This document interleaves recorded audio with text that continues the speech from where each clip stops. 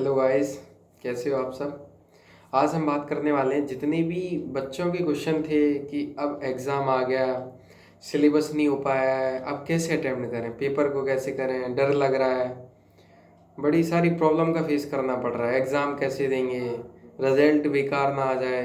काफ़ी सारी समस्याएं जो है ना, बच्चों के कई सारे क्वेश्चन हैं, तो इस पर हम बात करने वाले हैं। अब क्या होता है, देखो बेटा, जो भी चीज़ें हैं, जितना भी आपने पढ़ लिया अभी तक उतने को रिवीजन करो। अगर उसको आप रिवीजन नहीं करोगे, आप ज़्यादा के चक्कर में अगर भागोगे कि हम ये भी चैप्टर कर लें, ये भी चैप्टर कर लें, तो पता चले कि ना तो ये भी चैप्टर हो पाए, जो पहले पढ़ रखे थे वो भी भूल गए, और जो नया करने के चक्कर में वो इतने जल्दी, क्योंकि एक मेमोरी की भी एक लिमिट होती है।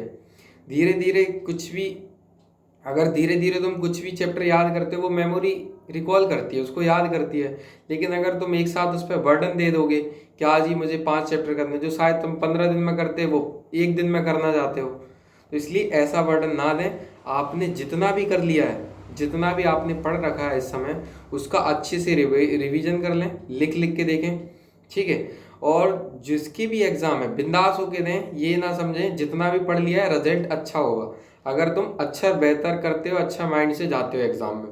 दूसरा रीज़न ये है कि अगर मान लीजिए कि आपने एग्ज़ाम जैसे ही एंटर कर रहे हो, एंटर करने से पहले क्या होता है ना, हमारे अंदर डर होता है कि एग्ज़ाम कैसा आएगा, हमने जो पढ़ा है वो आएंगे कि नहीं आएंगे। तो बेटा, ये चीज़ नहीं सोचनी है कि एग्ज़ाम में जो तुमने पढ़ा है या आएंगे कि नहीं आएंगे, ये सोचना है कि आएंगे ही जो हमने पढ़े हैं। अगर इस निगेटिव थॉट के साथ तुम अंदर जाओगे ना, तो तुम्हें आते हुए भी क्वेश्चन गलत कराओगे। तो ऐसा नहीं करना है बिल्कुल भी।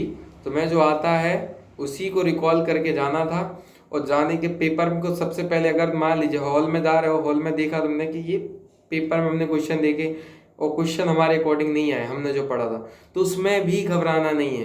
क्योंकि अच्छा स्टूडेंट वही है जो अच्छी स्ट्रेटजी से काम कर जाए। उस समय ऐसा ज़रूरी नहीं है कि तुमको पेपर नहीं बन रहा है, तो कई बच्चों को भी पेपर नहीं बन रहा होगा। तो इससे अच्छा जो उस पेपर को अच्छे से अटेम्प्ट कर जाएगा वो बेहतर कर जाएगा। तो इसलिए जितना भी आता हो ना, उसको अच्छे से बेटर करें।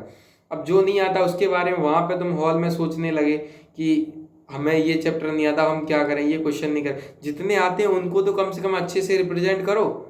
क्या पता तुम ही सबसे हाईएस्ट नंबर तुम्हारे ही हो उस क्लास में, लेकिन वो चीज़ें तुम छोड़ के उस चीज़ में लग जाओगे कि हमें ये क्वेश्चन नहीं आ रहा, ये वाला नहीं आ रहा है, अब हम कैसे आएंगे, हमारे मार्क्स तो सबसे कम होंगे। ये नेगेटिविटी ना सोचना है।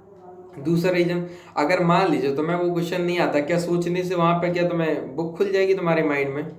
तो फिर जो चीज़ हो ही नहीं, पॉसिबल ही नहीं, उस चीज़ के बारे में इतना क्यों सोच रहे हो? इतना नहीं सोचना है। एक एग्ज़ाम है, एग्ज़ाम की तरह लो। पहले तुमने नहीं पढ़ा है, पहले अगर नहीं सिलेबस कर पाया है, तो उसको इतना ज़्यादा टेंशन ना लें, ना माइंड को वर्डिक दें। क्योंकि हमारा माइंड पे अगर जब प्रेशर होता है ना, वो जितना आउटपुट दे सकता है उतने नहीं दे पाता, उससे कम दे पाता है। इसलिए आप ऐसा करें, जब भी एग्ज़ाम जा रहे हैं तो पहले रिकॉल करके जाएं। रिकॉल करने के बाद ये मत सोचो कि पेपर में हमने पढ़ा है वो आएगा कि नहीं आएगा। तुमने पढ़ा है वो ही आएगा, और पेपर कहाँ से बनेगा। बस तुम अपने आप पे कॉन्फिडेंस रखो। जैसे ही तुम्हारे अंदर कॉन्फिडेंस होगा ना, गलत क्वेश्चन भी तुम्हें याद आने लगेंगे कि ये चीज़ ऐसे होगी। और नहीं तो तुम कॉन्फिडेंस तुम्हारा लूज हो जाएगा ना बेटा, तो तुम सही क्वेश्चन भी गलत करके आओगे। ये चीज़ें नहीं करना है, ठीक है। एग्ज़ाम में अच्छे से रिप्रेजेंट करके आ जाना है, और रिजल्ट बेहतर ही होगा, ठीक है। तो ये और कई सारी गलतियां होती हैं जो बच्चे करते हैं, वो भी ना करें, ठीक है। एग्ज़ाम हॉल में कहीं पेन पेन कम ले जाना, कई सारी चीज़ें होती हैं जो, ठीक है। तो टाइम पे पहुंचना, ये सारी चीज़ें आप अच्छे से करें, बाकी अच्छा ही होगा, ठीक है। बाय।